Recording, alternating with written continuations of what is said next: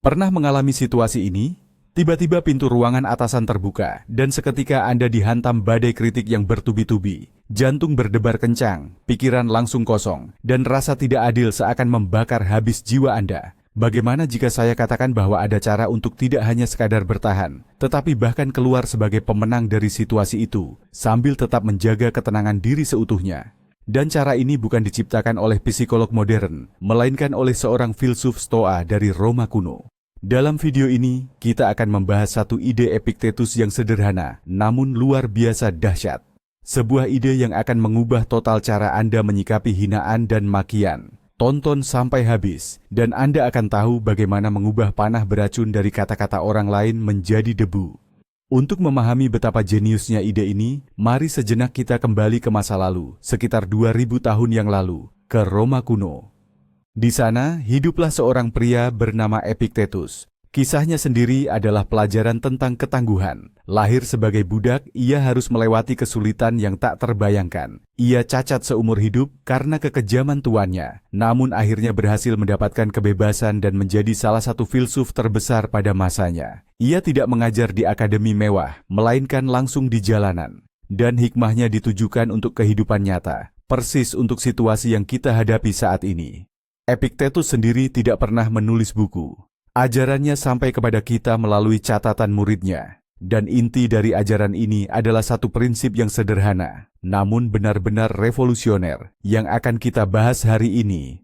Oke, mari kita langsung bahas intinya. Ini dia pemikiran yang bisa jadi perisai ampuh melawan teriakan apapun. Epictetus pernah berkata, yang menyusahkan manusia bukanlah peristiwa, melainkan pandangan mereka tentang peristiwa itu. Coba renungkan sebentar. Bukan teriakan atasan itu sendiri yang menyakiti Anda. Rasa sakit itu datang dari interpretasi Anda terhadap teriakan tersebut. Pikiran Anda yang muncul seperti, dia tidak menghargai saya profesional yang buruk, ini tidak adil, atau saya akan dipecat sekarang. Justru penilaian-penilaian inilah, dan bukannya gelombang suara yang keluar dari mulut orang lain, yang menjadi sumber penderitaan Anda. Bayangkan jika ada anak kecil yang berteriak pada Anda di supermarket. Apakah Anda akan kesal? Kemungkinan besar tidak, karena penilaian Anda berbeda. Dia cuma lelah. Sekarang bayangkan seseorang berteriak pada Anda dalam bahasa yang sama sekali tidak Anda mengerti. Apakah kata-kata itu akan menyakiti Anda?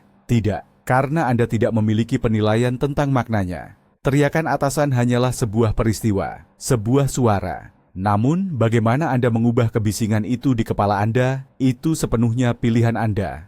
Mari kita telusuri, dari mana sebenarnya asal-muasal penghinaan itu. Kaum Stoa mengajarkan bahwa seseorang yang berusaha menyerang atau menyakiti Anda, sejatinya sedang menunjukkan bukan kelemahan Anda, melainkan kelemahan dirinya sendiri. Teriakannya itu adalah pengakuan akan ketidakberdayaannya, ketidakmampuan untuk mengatasi situasi atau mengelola emosi dengan cara yang dewasa dan beradab. Ia hanya berusaha melimpahkan ketidaknyamanan internalnya, stresnya dan frustrasinya kepada Anda. Saat Anda melihat dari sudut pandang ini, seluruh situasi akan berubah total. Anda berhenti menjadi korban serangan dan bertransformasi menjadi pengamat drama orang lain. Orang di hadapan Anda bukanlah tiran yang maha kuasa, melainkan individu yang malang, seseorang yang belum menemukan cara yang lebih baik untuk berinteraksi dengan dunia selain melalui agresi. Memahami hal ini bukan berarti Anda membenarkan atau memaafkan perilakunya. Artinya, Anda melucuti serangan atau hinaan tersebut dari makna personal yang ditujukan kepada Anda. Ini bukan tentang diri Anda, ini selalu tentang dirinya. Kesalahan fatal yang sering kita lakukan adalah menganggap bahwa perkataan orang lain memiliki kekuatan untuk menyakiti batin kita. Epictetus bersikap tegas mengenai hal ini. Ia berkata, jika seseorang memberitahumu bahwa ada orang lain yang menjelek-jelekkanmu, jangan membela diri. Jawab saja, tentu saja dia tidak tahu semua keburukanku yang lain. Kalau tahu, pasti bukan hanya itu yang dia sebutkan.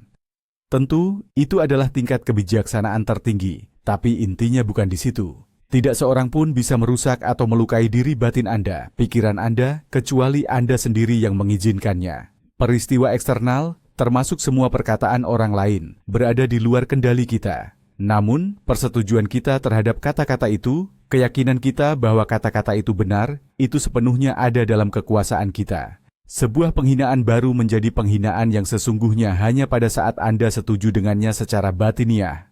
Selama Anda belum menerimanya, itu hanyalah rangkaian suara, sekadar pendapat orang lain, dan tidak lebih. Harga diri Anda adalah benteng pertahanan Anda, dan kunci gerbang benteng itu hanya ada pada diri Anda sendiri.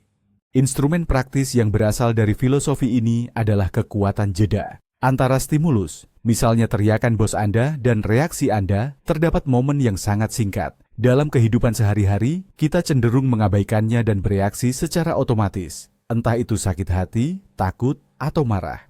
Tugas seorang stoa adalah meregangkan momen singkat tersebut. Saat Anda mulai diteriaki, tujuan pertama Anda adalah jangan melakukan apa-apa.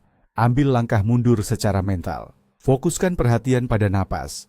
Tarik napas perlahan, hembuskan perlahan. Jeda sesaat ini memutus rantai reaksi otomatis tersebut. Ia memberikan waktu bagi otak rasional Anda, yaitu korteks prefrontal, untuk mengambil alih kendali dari otak emosional atau sistem limbik. Dalam jeda tersebut, ingatkan diri Anda pada prinsip utama.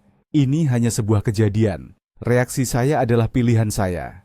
Ini bukanlah tentang menekan emosi, tetapi tentang keputusan yang disadari mengenai bagaimana Anda ingin merasakan sesuatu dan tindakan apa yang ingin Anda ambil selanjutnya.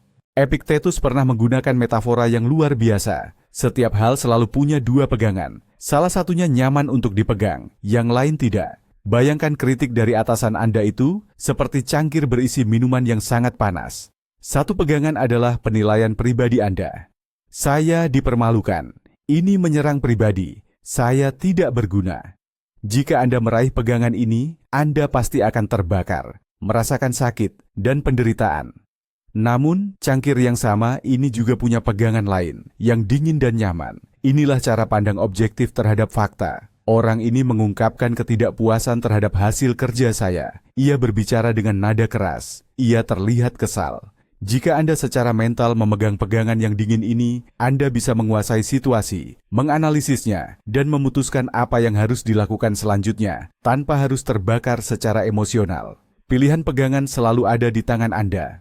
Tak seorang pun bisa memaksa Anda memegang yang panas. Setiap kali Anda berhadapan dengan hal negatif, tanyakan pada diri Anda, pegangan mana yang sedang saya pegang saat ini? Selain itu, ada analogi kuat kaum stoa lainnya, yaitu perumpamaan tentang aktor. Bayangkan hidup ini adalah pementasan drama yang besar, dan semua orang di dalamnya memainkan peran yang berbeda-beda. Saat ini atasan Anda sedang memainkan peran sebagai pemimpin yang marah. Dia bisa memerankannya dengan meyakinkan atau sebaliknya. Tapi ingat, itu hanyalah perannya, didikte oleh skenarionya, karakternya, atau suasana hatinya hari ini. Kata-katanya hanyalah dialog atau skripnya. Itu menjelaskan sesuatu tentang karakternya, bukan tentang diri Anda. Dalam konteks ini, penghinaan adalah upaya untuk menarik Anda masuk ke dalam dramanya dan memaksakan peran bawahan yang bersalah kepada Anda. Namun, Anda punya kebebasan penuh untuk menolak peran itu. Anda bisa tetap berada di posisi penonton, mengamati adegan itu, mungkin dengan rasa ingin tahu, atau bahkan dengan rasa iba.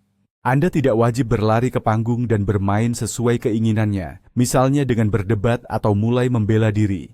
Dengan mempertahankan posisi sebagai pengamat, Anda menjaga kendali atas diri sendiri dan situasi tersebut. Coba bayangkan jika ada orang yang ingin memberi Anda hadiah yang sebenarnya tidak Anda butuhkan sama sekali. Anggap saja itu sekotak sampah. Apa yang akan Anda lakukan? Anda pasti tidak akan menerimanya. Anda akan bilang, terima kasih, tapi tidak usah.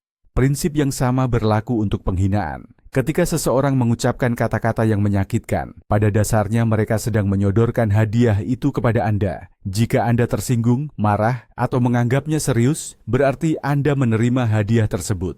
Anda mengizinkan sampah emosi orang lain masuk ke dalam diri Anda, padahal Anda punya hak penuh untuk menolaknya. Seneca, seorang filsuf stoa besar lainnya, pernah berkata, obat terbaik untuk kemarahan adalah penundaan. Saat hadiah yang meragukan ini disodorkan kepada Anda, jangan terburu-buru menerimanya. Ambil jeda. Dalam hati, katakan pada diri Anda, ini hanya pendapatnya, ini emosinya, ini hadiahnya. Saya memilih untuk tidak menerimanya. Sekarang sampah itu milik siapa? Itu tetap menjadi milik orang yang mencoba memberikannya kepada Anda, dan dialah yang harus membereskannya. Salah satu teknik yang paling manjur adalah reframing atau pembingkaian ulang secara mental. Otak kita ini suka sekali melabeli sesuatu yang kemudian memicu emosi kuat. Contohnya, ketika atasan bilang, laporan ini benar-benar tidak becus. Di kepala kita, kalimat itu langsung berubah menjadi, aku memang orang yang payah. Praktik stoikisme mengajarkan kita untuk kembali pada fakta yang kering dan objektif. Daripada atasan membentak dan mempermalukan saya, cobalah ubah formulanya menjadi, atasan saya menyampaikan pendapatnya tentang laporan saya dengan nada yang agak tinggi. Anda bisa merasakan perbedaannya, kan? Kalimat yang pertama adalah bencana emosional. Kalimat yang kedua hanyalah deskripsi sederhana dari sebuah kejadian yang masih bisa kita tangani. Atau, daripada berpikir, dia benci sama saya, ubah menjadi, dia menunjukkan ketidakpuasan yang kuat terhadap kinerja saya di proyek X. Proses menghilangkan lemak atau membersihkan situasi dari penilaian emosional semacam ini memungkinkan kita melihatnya dengan jernih. Kita jadi bisa menganalisis apakah ada inti rasional dalam ucapannya yang perlu kita pertimbangkan, ataukah itu hanya luapan emosi yang seharusnya tidak perlu kita hiraukan. Bayangkan Anda sedang berjalan kaki, lalu tiba-tiba ada seekor anjing mulai menggonggong keras ke arah Anda. Apakah Anda akan berhenti dan balas membentaknya, mencoba membuktikan bahwa ia salah, atau repot-repot menjelaskan sesuatu padanya? Tentu saja tidak. Anda pasti akan melewatinya begitu saja, mungkin sambil berpikir bahwa anjing itu sedang dalam kondisi buruk atau sedang ketakutan. Filsuf Epiktetos menyarankan kita untuk menghadapi penghinaan tak berdasar dengan cara yang sama persis. Seseorang yang meledak dengan teriakan dan kata-kata kasar, pada saat itu, tidak ada bedanya dengan anjing yang menggonggong. Ia bertindak berdasarkan naluri primitif, bukan akal sehat. Terlibat dalam perdebatan dengannya berarti menurunkan diri Anda ke levelnya, alias ikut-ikutan menggonggong balik. Dengan tetap tenang dan mengabaikan gonggongan tersebut, Anda menunjukkan bahwa Anda berada pada tingkat kesadaran yang jauh berbeda. Anda tidak membiarkan diri Anda terseret ke dalam kekacauan yang ia ciptakan. Ini bukan tanda kelemahan, melainkan justru menunjukkan kekuatan batin dan pengendalian diri yang luar biasa. Kaum Stoa sering berbicara tentang pentingnya membangun benteng batin kita sendiri. Ini adalah tempat perlindungan mental Anda, di mana tidak ada seorang pun dari luar yang bisa masuk. Dinding benteng ini adalah prinsip-prinsip Anda, nilai-nilai Anda, dan pemikiran rasional Anda. Teriakan atasan, kata-kata menyakitkan dari rekan kerja, atau kritik yang tidak adil, semua ini adalah para barbar yang mencoba mengepung benteng Anda. Namun, mereka hanya bisa membuat kegaduhan di luar tembok. Mereka hanya bisa menembus masuk dalam satu kondisi, jika Anda sendiri yang membukakan gerbangnya. Setiap kali Anda bereaksi secara emosional terhadap serangan, pada dasarnya Anda sedang menurunkan jembatan gantung dan mengizinkan musuh masuk. Praktik stoikisme adalah upaya harian untuk memperkuat dinding benteng batin Anda. Ini adalah pengingat bahwa dunia batin Anda mutlak milik Anda sendiri. Dan hanya Anda yang memutuskan apa yang boleh memengaruhinya dan apa yang harus tetap di luar, sekadar menjadi kebisingan yang tak berarti. Sangat penting bagi kita untuk belajar membedakan antara kritik yang membangun dengan serangan yang merusak. Stoicisme bukan berarti Anda harus menjadi orang yang mati rasa dan mengabaikan semua masukan. Sebaliknya, orang bijak akan selalu mencari benih kebenaran di balik setiap kritik. Ketika atasan Anda menyatakan ketidakpuasan, tugas pertama Anda setelah berhasil menjaga ketenangan adalah menganalisis ucapannya secara objektif. Buang jauh-jauh emosi, nada bicara, bahkan bentakan. Apa intinya yang tersisa? Apakah ada fakta dalam perkataannya? Apakah ada petunjuk mengenai kesalahan spesifik yang Anda lakukan? Jika jawabannya iya, berterima kasihlah, minimal dalam hati, atas masukan itu dan gunakan informasi tersebut sebagai bahan untuk mengembangkan diri. Namun jika yang tersisa hanyalah luapan emosi, generalisasi, dan serangan pribadi, seperti kamu selalu merusak segalanya, atau dasar tidak becus, maka itu bukanlah kritik, itu hanyalah sampah verbal, dan Anda harus memperlakukannya sebagaimana mestinya. Buang ke tempat sampah, jangan biarkan itu mengotori pikiran Anda. Coba renungkan, apa sih yang sebenarnya diinginkan oleh orang yang sedang meneriaki Anda? Seringkali, secara tidak sadar, yang ia inginkan hanyalah reaksi dari Anda, keterlibatan emosional Anda. Ia ingin melihat ketakutan Anda, rasa sakit hati Anda, atau kemarahan Anda. Reaksi itu akan memvalidasi perilakunya dan memberinya rasa kekuasaan atau kendali penuh. Saat Anda memberikan reaksi itu, saat itulah ia menang. Anda telah menyerahkan kendali penuh atas kondisi emosional Anda kepadanya. Sebaliknya, ketenangan Anda, wajah Anda yang datar dan tidak terpengaruh, serta daya tahan emosional Anda, itulah yang justru melucuti senjatanya. Ia mengharapkan pertempuran, tetapi Anda tidak pernah keluar ke medan perang. Ia melemparkan bola kemarahan kepada Anda, tapi Anda hanya bergeser ke samping, membiarkan bola itu meleset jauh. Sikap ini sangat membingungkan dan menghilangkan energi agresor yang biasanya ia dapatkan dari reaksi emosional Anda. Dalam permainan ini, yang kalah adalah siapapun yang pertama kali kehilangan kendali diri. Dengan mempertahankan ketenangan, secara otomatis Anda sudah memenangkannya. Apa sih respons Stoa yang paling konkret saat kita dihadapkan pada momen sulit? Seringkali, respons terbaik justru adalah ketiadaan respons. Keheningan yang tenang dan penuh perhatian. Anda tidak memotong pembicaraan, tidak mencari pembenaran, dan tidak berargumen.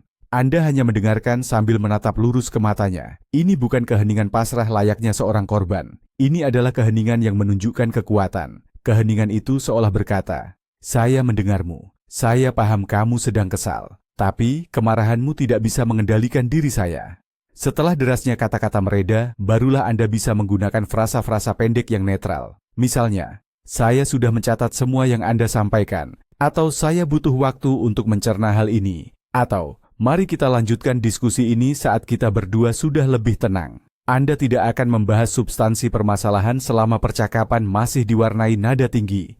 Anda menunjukkan bahwa Anda siap berdialog, namun hanya dialog yang konstruktif, bukan sekadar adu emosi. Inilah sikap yang diambil oleh orang dewasa yang matang dan penuh keyakinan diri. Kadang, ini terdengar paradoks, tapi salah satu strategi efektif adalah memberikan persetujuan sebagian, bukan menyetujui hinaannya, tapi bagian dari kritik yang memang ada sedikit kebenarannya. Contohnya, atasan Anda membentak, "Kamu telat menyelesaikan semua deadline. Laporan ini tidak ada gunanya sama sekali." Daripada langsung membela diri habis-habisan, Anda bisa dengan tenang menjawab, "Anda benar, saya memang terlambat mengirim laporan ini 1 hari. Saya mengerti kekecewaan Anda." Ini akan langsung meredam emosi. Anda memotong jalur serangan si agresor. Dia sudah siap untuk perlawanan, tapi Anda malah mengiyakan. Ini tidak berarti Anda mengakui diri Anda bodoh atau tidak becus. Anda hanya mengakui fakta yang spesifik. Setelah itu Anda bisa mengarahkan pembicaraan ke jalur yang lebih konstruktif. Mari kita bahas bagaimana kita bisa memperbaiki situasi ini dan mencegahnya terjadi lagi di masa depan. Dengan demikian, Anda menunjukkan bahwa fokus Anda adalah mencari solusi, bukan sekadar adu argumen. Salah satu jurus stoik yang menuntut nyali adalah humor. Bukan sarkasme atau sindiran pedas, melainkan humor yang ringan dan mampu meluluhkan hati. Jawaban Epictetus yang pernah kita bahas, "Dia hanya belum tahu kekurangan saya yang lain," adalah contoh paling jelas. Tentu jika dipakai saat berhadapan dengan bos, strategi ini bisa jadi berisiko. Namun sedikit kemampuan menertawakan diri sendiri bisa menghasilkan keajaiban. Saat dituduh, "Kamu ini enggak pakai otak." Ya, Anda bisa membalas sambil tersenyum tipis. "Betul, kadang otak saya ini suka loading di pagi hari. Mari kita ulangi lagi poin-poinnya."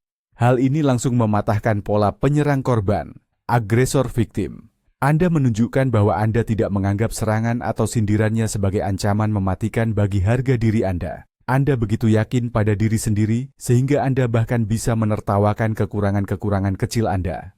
Ini memang butuh latihan, tetapi dalam situasi tertentu, humor semacam ini bisa langsung mencairkan suasana.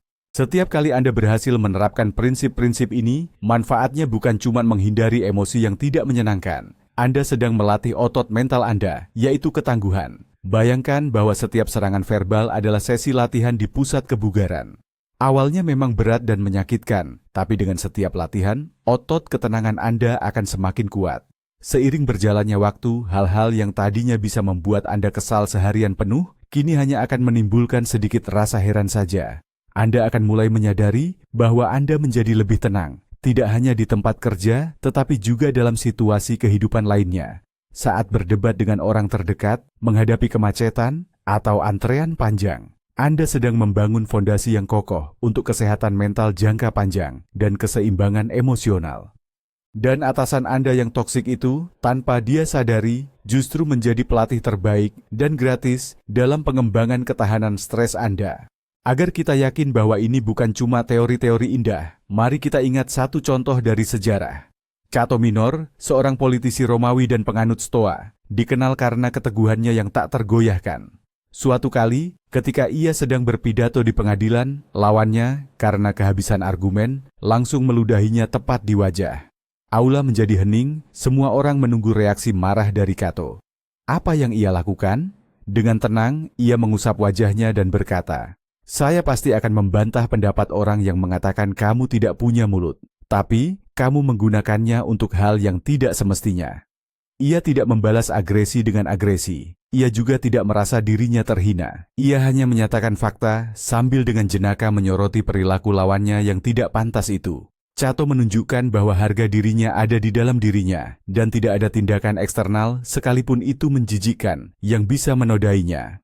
Ini adalah ilustrasi nyata tentang bagaimana filosofi Stoa bekerja dalam situasi ekstrim yang sesungguhnya.